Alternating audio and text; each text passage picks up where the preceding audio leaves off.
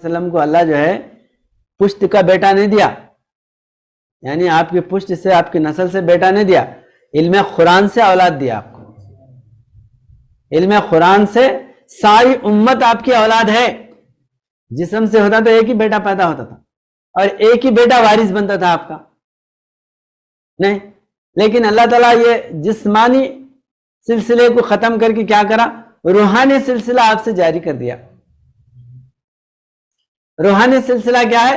جو قرآن ہاتھ میں پڑا وہ حضور نبی اکرم صلی اللہ علیہ وسلم کا روحانی بیٹا ہے۔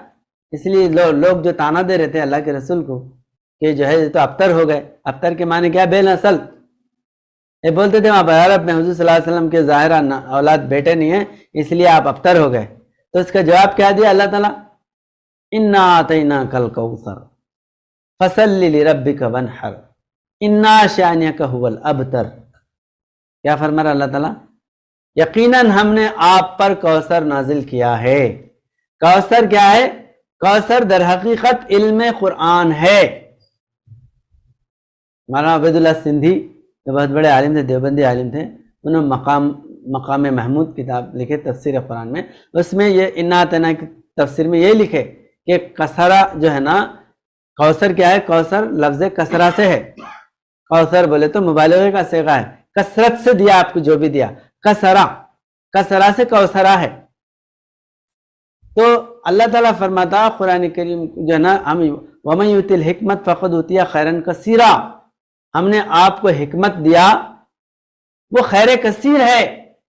اللہ کے رسول کو جو حکمت دیا اللہ تعالیٰ، حکمت خیر کثیر ہے۔ تو آپ فرماتے قرآن پورا حکمت سے بھرا ہوا ہے، لہذا قرآن کریم ہی کوثر ہے، علم کوثر۔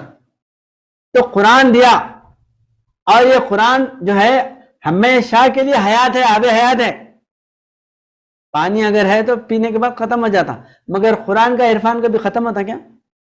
1400 سال سے آج تک قرآن کا فیض جاری ہے، قیامت تک جاری رہے گا۔ قرآن کا فیض کبھی ختم نہیں ہوتا۔ اس لیے حضور صلی اللہ علیہ وسلم کیا فرمائے؟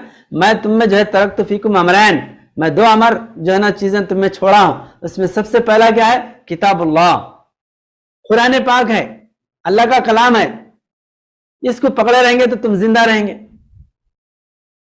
تو قرآن اللہ تعالیٰ دیا، آپ قرآن سے جو قریب آتا حضور صلی اللہ علیہ وسلم کے، وہ آپ کا روحانی بیٹا ہے۔ اس لیے حضور نبی کریم صلی اللہ علیہ وسلم حضرت سلمان فارسی رضی اللہ تعالیٰ عنہ کی کیا فرمائے؟ سلمان منا من اہل البیت، سلمان اہل بیت ہے۔ حالانکہ سلمان فارسی یہودی ہے، ایران کے تھے، لیکن جو ہے حضور نبی اکرم صلی اللہ علیہ وسلم کے دربار میں آنے کے بعد آپ جو ہے ایران سے فارسی نسل ہے، آپ فارسی نسل ہونے کے باوجود بھی اہل بیت بولے آپ کو۔ تو اہل بیت کس لحاظ سے ہوئے؟ حضور نبی کریم صلی اللہ علیہ وسلم پہ جان فدا کرنے کی وجہ سے، آپ کے احکام پہ چلنے کی وجہ سے فارسی جا کر جو ہے آپ حضور صلی اللہ علیہ وسلم کے اہل بیت میں۔ تو قرآن دینے کے بعد اللہ تعالیٰ کیا فرما رہا؟ جو قرآن سے دور ہے وہ ابتر ہے۔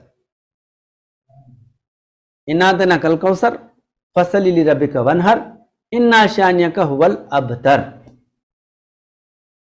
ابتر وہ ہے جو آپ کے دشمن ہے، آپ کی جو گستاخی کرتے ہیں، آپ کے جو خلاف بولتے ہیں، وہ ابتر ہے۔ آپ ابتر نہیں، آپ کو تو کوثر دیا اللہ تعالیٰ۔ تو اب جو ہے اکرمہ بن ابو جہل، اکرمہ جو ہے ایمان لے کے آئے، تو ابو جہل کے لیے کیا ہوئے؟ وہ ابتر، اور حضور نبی کریم صلی اللہ علیہ وسلم کے لیے کیا ہوئے؟ کوثر۔ باپ کا سلسلہ نہیں چلا ہے، باپ کی نسل برخاست کٹ، اب حضور صلی اللہ علیہ وسلم کا علم و عرفان پھیلانے کے لیے زندگی وقف کرے۔ تو ایسا قرآن کو جو لے کے اپنی جائیداد، اپنی دولت، اپنا خاندان، قبیلہ سب فنا کر کے اللہ کے رسول کے لیے جو آگے بڑھ رہا، تو اصل وارث حضور صلی اللہ علیہ وسلم کا تو وہ ہے۔ اس طرح یہاں پر روحانیت میں جو شیشیہ ہے یا جو مرید ہے یا جو آپ کو معتقد ہے، جو آپ کے لیے ساری زندگی وقف کر دیا، تو وہ گویا کہ وہ آپ کا روحانی بیٹا ہے، اصل وارث وہ ہے۔ اس لیے جسمانی ورثہ اللہ تعالیٰ اسلام میں نہیں رکھا، روحانی ورثہ، اِنَّ أَكْرَمَكُمْ عِندَ اللَّهِ أَتْقَاكُمْ۔ تو یہ روحانی وارث بنانے کے لیے حضور نے اگر اولاد بھی ہے آپ کے اور روحانی اگر وارث نہیں بنی تو حضور صلی اللہ علیہ وسلم سے ان کا کوئی تعلق نہیں ہے. اس لیے نوح علیہ السلام کا ذکر کر کے اللہ تعالیٰ بیان فرمایا کہ نوح علیہ السلام بولے اللہ میرا بیٹا پکار رہا میرے کو, تو اللہ تعالیٰ کیا فرمایا لیس من اہلک, وہ تیرا اہل نہیں ہے, انہو عملا غیر صالح, یعنی جو ہے ان کا اس کا جو عمل ہے وہ غیر صالح ہے, نیک نہیں ہے, بدکاروں کا عمل ہے. صحبت بس سے نوح کا بیٹا شان پیغمبری کو کھو بیٹھا. تو اس طرح یہاں پر جو ہے انسان اپنے اندر روحانیت اگر پیدا کرا تو اس کی یہی زندگی ہے. اگر روحانیت نہیں پیدا کرا تو انہیں زندہ رہ کے بھی مردہ ہے. تو اس لیے یہ پنرجنم یا بولو بیست بولے تو اپنے اندر روحانی قابلیت پیدا کر کے کھڑے ہو جانے کا نام ہے. جیسا ایک سرکل انسپیکٹر ہے, سرکل انسپیکٹر جو ہے نا مر گیا, آج مر گیا, تو پھر انہیں مر کے زندہ ہو کے پھر سرکل انسپیکٹر بننے کے لیے نہیں آتا, انہیں مر گیا. دوسرا کوئی اگر جو ہے نا اتنی قابلیت پیدا کرا, اتنا پڑھا لکھا اور اتنے جو ہے امتحانات پاس کرا تو اس کو کھڑا کر دیتے وہاں پر. انہیں سرکل ہی رہتا, انہیں حجام نہیں رہتا, نہیں, باڈی دوسری ہے,